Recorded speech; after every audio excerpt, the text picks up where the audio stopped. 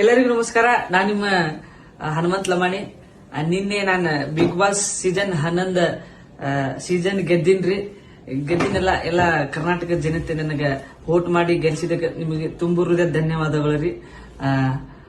ಜಲ್ದಿನ ಮಾಡ್ಬೇಕಿತ್ತು ವಿಡಿಯೋ. ನಾ ರಾತ್ರಿ ಬಂದು ಮಕ್ಕೊಂಡಿದ್ದೆ, ಸ್ವಲ್ಪ ಲೇಟ್ ಆಗಿದ್ದೆ ರೀ.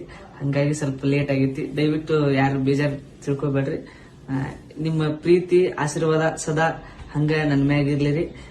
ಏನಾರ ಅಪ್ಪಿ ತಪ್ಪಿ ಆದಲ್ಲಿ ಹೊಟ್ಟೆ ಹಾಕೊಂಡ್ಬಿಡ್ರಿ. ಎಲ್ಲರಿಗೂ ಧನ್ಯವಾದಗಳು, ನಮಸ್ಕಾರ.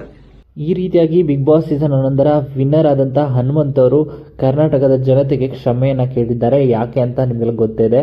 ಹನುಮಂತ್ ಅವರು ಫಿನಾಲಿ ಮುಗಿದ ತಕ್ಷಣ ಕ್ಯಾರಮಿನಲ್ಲಿ ಹೊರಟೋಗ್ತಾರೆ, ಯಾರನ್ನು ಕೂಡ ಮೀಟ್ ಆಗೋಗಿರೋದಿಲ್ಲ.